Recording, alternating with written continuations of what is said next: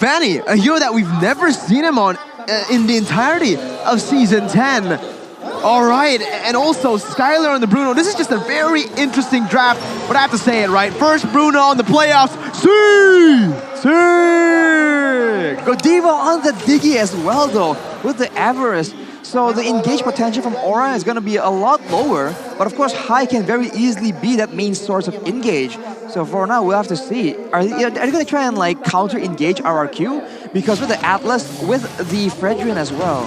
Oof, this is a very interesting situation. Let's talk a little bit about this Grok jungle, right? Because he did bring the Demon Slayer. I mean, this is what we've come to expect from High. I expected something crazy, but Grok in the jungle. Huh. We'll have to see how this works out. Albert here jumps in onto his Facehugger, forced him to use that flicker, no first blood. But it seems like RRQ Hoshi, they want the blood. Right now, it's also a Demon Slayer Fanny, so a lot less aggressive. We'll have to see how that plays out. The whole time we've seen a Demon Slayer Fanny, I think was Taz with a tank build Fanny as well. And it didn't really work out. So yeah, probably more objective orientated and just using that mobility to try and abuse the slow rotations from Aura Fire. You can see here action topside, Fluffy able to escape with that skill. And it seems like, again, no first blood in the first 2 minutes. And now we are going to see that the tempo has gone down slow. Right now, though, they're looking for another. Oh, you can see here Fluffy. Oh my god, he takes a lot of damage. Nah. Oh! What the flicker and ultimate play there from R7. Take a look at the turtle now. We can see here Vin already opening up fire. High though will secure that lord, but Albert, he perhaps wants to fight. R7 will not deal a lot of damage, but Facehugger in the backside will claim R7. 1-1 here as the score lands. Aura Fire slightly leading on the gold. Action-packed first 2 minutes here in the game. Turtle over to Aura and the kill, so it is going to be worth it for Aura Fire right now. And looking at their composition, honestly, right, they need to play for that strong side XP lane as much as possible because Bruno, on the hands of Skylar, up against Kabuki on the Beatrix, is definitely going to be a better lane for the Bruno in this gold lane matchup. You do have questions about the late game and early game situation here, because for RRQ Hoshi, with a Fanny, with a Bruno, it does seem like they're going to be a lot stronger in the early game, but Aura is managing to actually match the aggression, and there we go, wild charge towards Vin.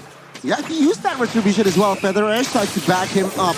Vindo will not survive. Albert comes in with 4, looking for Kabuki. He survives. Albert takes a lot of damage as well. Will be able to escape for now, as Aura Fire, again with the setup, claims another. Again, right? This just basically shows that even RRQ were saving a lot of strats and a lot of these picks in the regular season. Throughout the entirety of the regular season, RRQ, they only went towards fans, towards Fanny and Natalia, but R7 going to be engaged on. A 2v1 cancel out that real world. Whoa! Damage here. Double, no double, 1-for-1 there. As Albert and R7 claims a kill, Godiva forced to flicker away on towards the turret, but it will be RRQ Hoshi saying, we want the kills as well. Man, the collapses from RRQ have been absolutely brutal. Every single time they pull the trigger, they go all in. And back again to that topic. In the regular season, they always ban Fanny and Natalia. Albert has never picked it up. We thought it's because maybe Albert's not comfortable on the Fanny, but maybe here, they're showing it. They're saying that, yo, he is comfortable, we're just hiding it for when it matters most. Well, right now, though, Aura Fire is still having the upper hand somehow. If they target anyone else except for R7 on the Fredrin, it might just work out because R7 is able to soak so much damage, and that is what is using up the damage coming in from Aura Fire. But here we go, fights breaks out in the turtle pit. Fatal links connect onto one. Then goes down. Take a look at the damage time journey. To give back up high will not survive as 2 members falls. Fanny is just unstoppable. Kabuki in the backside will not survive as well as 3 members will go down. As for the turtle, it seems like it will fall to the hands of RRQ. We'll see here, Fluffy with low HP. What can he do? Vin providing cover and as well as vision here. Godiva will poke damage, but Fluffy, take a look at the damage. So nasty on towards Vin, and it seems like RRQ Hoshi will still... Well, we'll reset the turtle. Okay, they will just back off for now as RRQ Hoshi is in the lead gold-wise. Right now, you know, Aura Fire, with their composition, they need to play around the Yve and the Beatrix that they have. Let both of these members scale. If they take too many team fights in the early stages, RRQ are definitely going to have an upper edge here. But Aura, they need to play that long game once again. Ooh, we take a look at the talent predictions by Axe here. We have an Aura sandwich on both the Indonesian and English desk. And a turtle actually will be picked up by Aura. So that's a small victory. But they have to be very careful. We saw how it plays out when they go for a 5v5 team fight. And when Albert doesn't get CC'd because he just goes all around dealing a lot of damage. And Aura Fire, at least for now, will not be able to withstand that. Yeah, the winning lanes for RRQ Hoshi are basically going to be able to help them dictate this game, right? With the tempo that they have. Map control definitely in favor of RRQ as they look to collapse. 2v2 here, high. Misses that wild charge, but take a look at the knockup. It was huge, but Fluffy in the backside. Forced to flicker away, will not survive. Killing spree for Albert. And it seems like Albert is stuck as High will claim that showdown as well. And now R7 will not be able to deal damage. And it seems like 1-for-1, the fighter for the jungler. An amazing flashy play from RRQ, but it leads to Aura Fire getting a shutdown. Oh! Links connects onto his Q, responded well by Godiva with that time journey here. Will not to mount on towards anything, but it seems like I might be wrong. Skylar here chunking, poking that turret bot side to half HP. They might engage in a war there as High is already looking for bodies. But take a look at the sniper there connecting on towards Godiva in the backside. And it seems like RQ Hoshi, they do not want business. Notice how they're playing here, Aura Fire. Every single resource, even the kills that they can funnel to Kabuki, they do it. Gold buff secured, but it was for Kabuki. High was hitting on it, and he stopped hitting right as Kabuki goes for the last hit. So Aura Fire are really playing towards just funneling everything towards Kabuki and letting him carry once he gets those power spikes. On the Beatrix, he can definitely do so as well. So Aura here, with the turret taken in the bot side, they're going to try and get more resources, but they have to still be very careful because we see that RRQ Hoshi, they've been sending R7 or perhaps Skylar just going for the weird routes, weird flanks, and they will always find opportunities if Aura Fire just doesn't play that control game, that vision game properly. Let's see. Once again, they're setting up for the turtle. Ghani, they're going for it. Oh, Vin caught here. He gets taken down with 4, taking down the Links. And take a look at High, though. He will be sliced to death by that Fanny. And now we can see her 4v4. Godiva, Fluffy, Kabuki, Facehugger. They want the mid here, perhaps, as RRQ. They are trying to somehow defend this one. Able to do so is RRQ Hoshi, who were in almost a 2,000 gold lead. Aura Fire slowly but surely catching up. Man, RRQ, right? The thing is with their composition, it's built around getting that snowball. And so far in the last 8 minutes, they've only been able to get an 800 gold lead. Again, with the winning lanes that they have. If Aura Fire play at this pace, they're going to be able to outscale RRQ Hoshi. As we're going to take a look at the items. Arashi, just put your focus on the Beatrix for now. Counter-Strike as well as most likely a BOD here. The still leg pets are available, but not for Fluffy, who's going to get jumped on, and he only has a Bloodlust Axe, so he can regen, but he won't be as tanky as Vin gets trapped in the side. Yep, Vin here again taken down for that turret though. Top side 2v2. Albert trying to escape with the cables. Here's R7 dealing damage on towards Kabuki.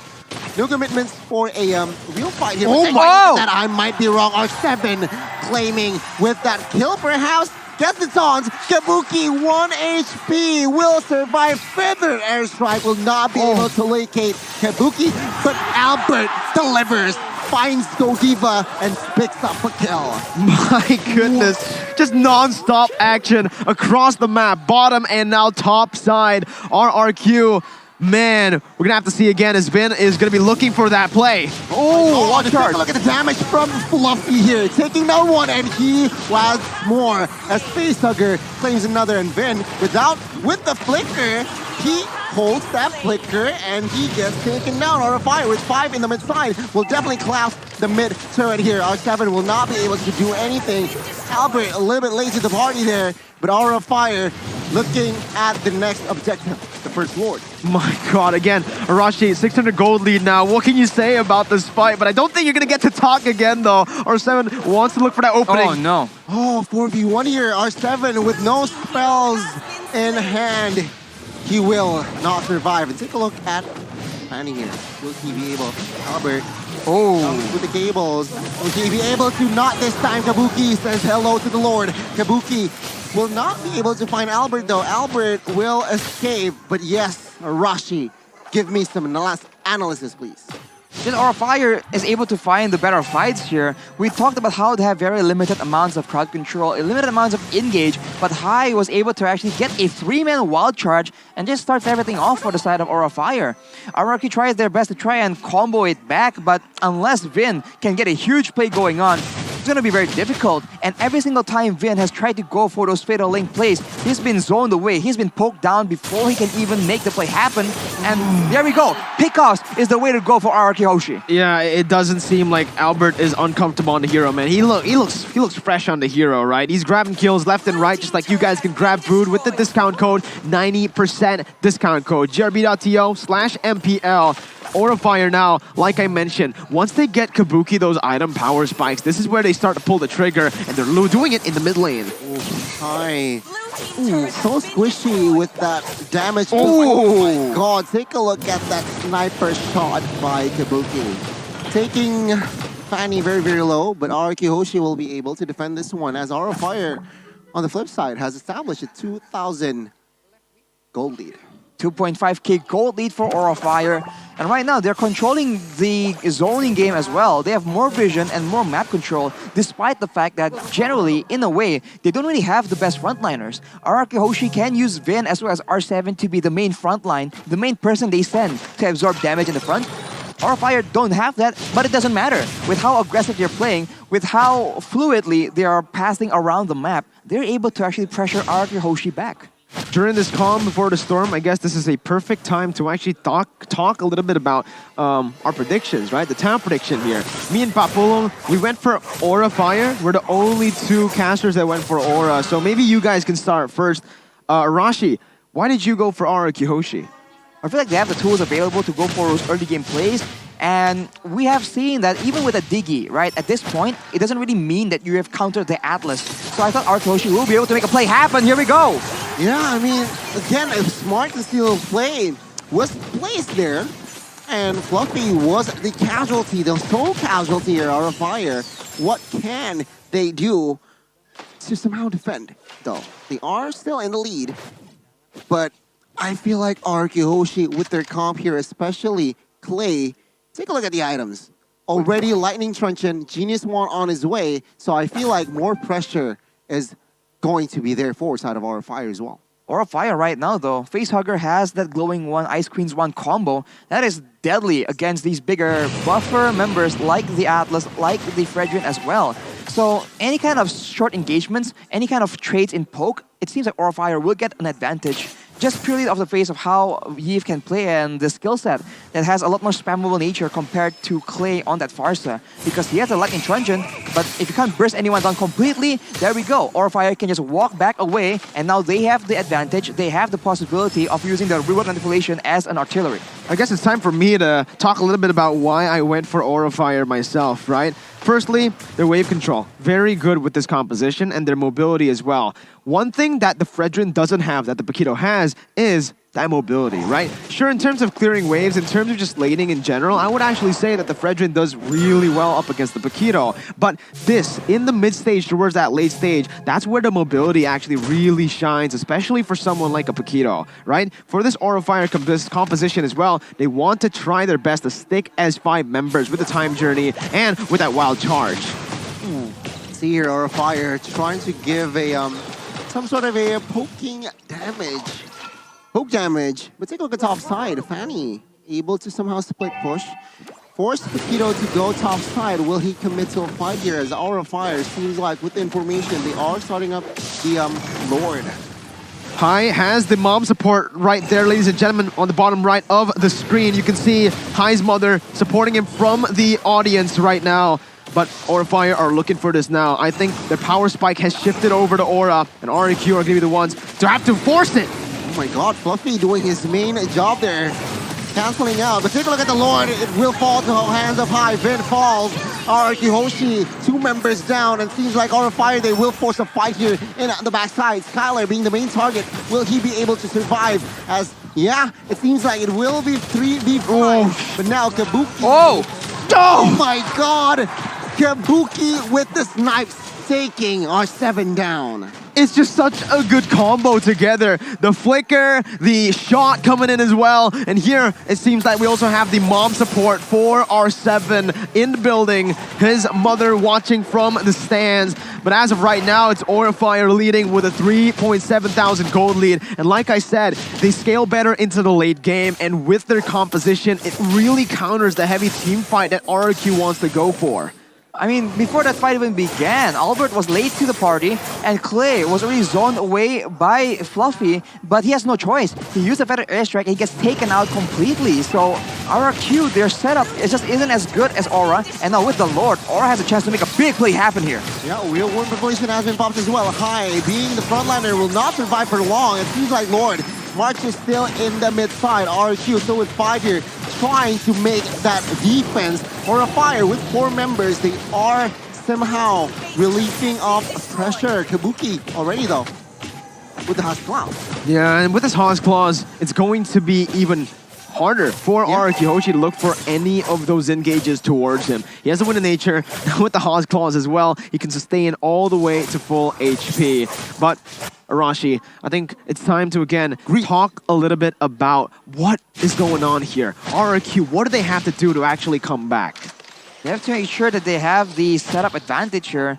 And speaking of which, we have Skylar's parents on the bottom right of the screen as well. So everyone just throwing out for the support right here. And RRQ, they need every single bit of it, as now they're in a tough situation. They have been constantly losing out in the setup battle, and they have no solution to Fluffy just coming in and making sure that Clay is not a relevant factor in this game.